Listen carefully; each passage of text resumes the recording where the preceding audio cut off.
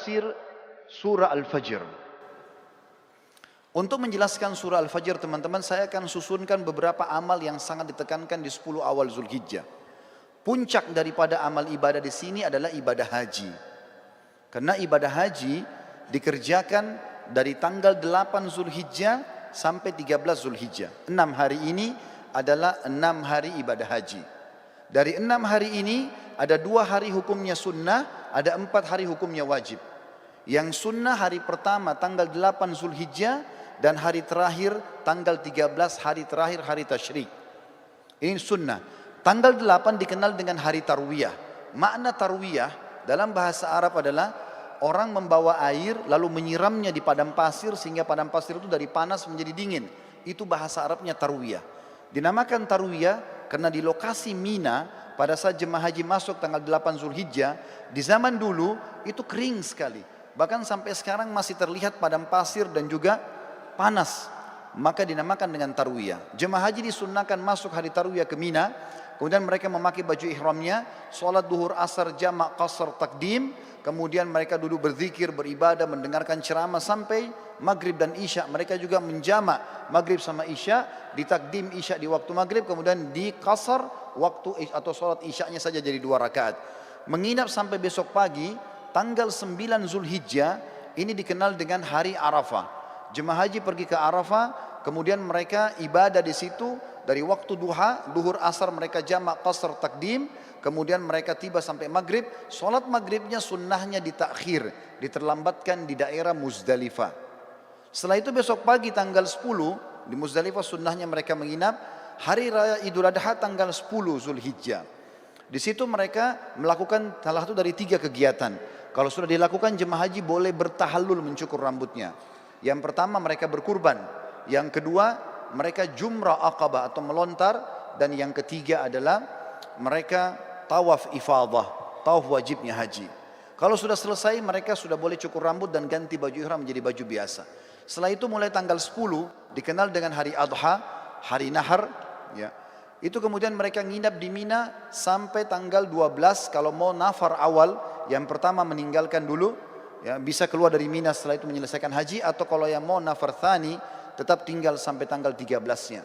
Di sini mereka jumrah kecil, sedang, besar, atau jumrah sugra, wusta dan kubra. Setelah itu baru selesai hajinya. Ini ringkasan ibadah haji. Dan teman-teman suatu tidak asing dengan keutamaan haji. Yang sangat mulia adalah hadis Nabi SAW, siapa yang haji tidak rafath. Tidak rafath itu tidak mengucapkan kalimat syahwat kepada selain pasangan halalnya. Cinta, rindu, sayang kepada selain pasangan istri atau selain suami. Siapa yang haji tidak rafath, tidak fusuk, berbuat kejahatan. Masuk dalam fusuk juga adalah memeluk, salaman, ciuman dengan selain mahramnya. Kemudian tidak jidal, berdebat-debat dan bertengkar di musim haji, maka dia akan pulang seperti baru dilahirkan oleh ibunya. Juga sabda Nabi SAW dalam hadis Bukhari Muslim, dua-duanya hadis sahih. Yang tadi juga yang sebelumnya hadis Bukhari Muslim, kata Nabi SAW, umrah ke umrah pengampunan dosa di antara keduanya, dan haji mabrur yang mengikuti syarat dan rukunnya tidak ada balasan kecuali surga. Ini puncak ibadah. Ibadah yang kedua, saudaraku seiman, adalah bagaimana seseorang berpuasa selama 9 hari dan sholat malam selama 9 malam itu.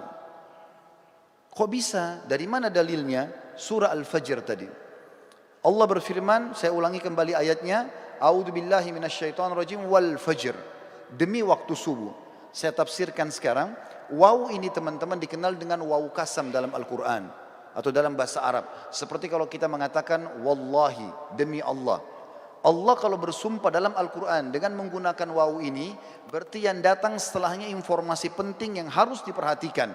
Mirip dengan firman Allah yang lain, wal asr, demi waktu. Maka di sini juga Allah mengatakan wal fajr.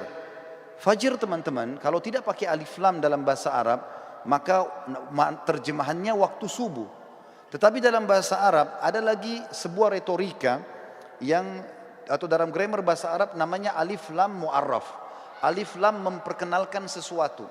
Misal begini, kalau saya sedang janjian dengan seseorang di masjid ini misalnya, saya mengatakan, ayo kita janjian ketemu di masjid Az-Zikra. Contoh, Kalau saya dengan teman saya tidak mau lagi menyebut nama masjid Az-Zikranya, saya cukup mengatakan, ayo kita ketemu di Al-Masjid. Alif lam ini dalam bahasa Arab sudah menutupi nama tempat yang sedang jadi target. Contoh yang lain, orang Arab kalau mengatakan rajulun, seorang laki-laki, belum jelas siapa dia, maka mesti dijelaskan nama dia siapa baru bisa lengkap dalam retorika bahasa Arab. Tapi kalau saya sama teman saya sudah tahu siapa yang kami maksudkan laki-laki siapa, cukup kami mengatakan ayo kita ketemu dengan ar-rajul. Ar-rajul pakai alif lam. Allah di sini teman-teman menggunakan alif lam ini, wa al-fajr. Kalau Allah bilang wa fajr, demi subuh, maka subuhnya terbuka sepanjang tahun.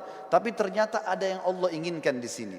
Wa al-fajr, berarti demi subuh tertentu yang Allah inginkan, kejarlah itu. Dan umumnya ulama tafsir mengatakan ini adalah subuh hari raya Idul Adha. Dan dari sini ulama tafsir hampir seluruhnya sepakat mengatakan Idul Adha lebih afdal daripada Idul Fitri. Setelah sholat Idul Fitri tidak ada ibadah khusus yang diperintahkan. Kalau ada orang mau silaturahim, orang mau ketemu sama temannya, mau ziarah, apa saja, mau lakukan kegiatan-kegiatan positif, boleh saja. Tapi setelah sholat Idul Adha ada ibadah khusus. Allah katakan dalam ayat lain, A'udzubillahi minasyaitonir rajim, fasholli li rabbika wanhar. Salatlah hai Muhammad Idul Adha itu dan berkurbanlah setelahnya. Maka Idul Adha adalah lebih afdal daripada Idul Fitri, walaupun kita kadang-kadang lebih merapengan Idul Fitri di negara kita. Tapi ini makna tafsir Al-Fajr.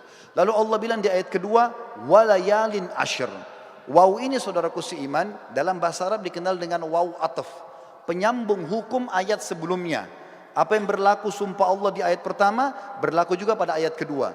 Artinya, dan kejar juga dirikan sholat malam di 10 malam berturut-turut sebelum subuh itu. Berarti di sini teman-teman sekalian, Allah Subhanahu wa taala memerintahkan kita untuk menghidupkan malamnya ya di 10 awal bulan Zulhijjah. Sementara ibadah puasanya tadi yang saya katakan diambil oleh para ulama dari hadis Bukhari, kalau amal-amal soleh lebih baik daripada jihad, dan termasuk amal soleh adalah puasa mutlak namanya.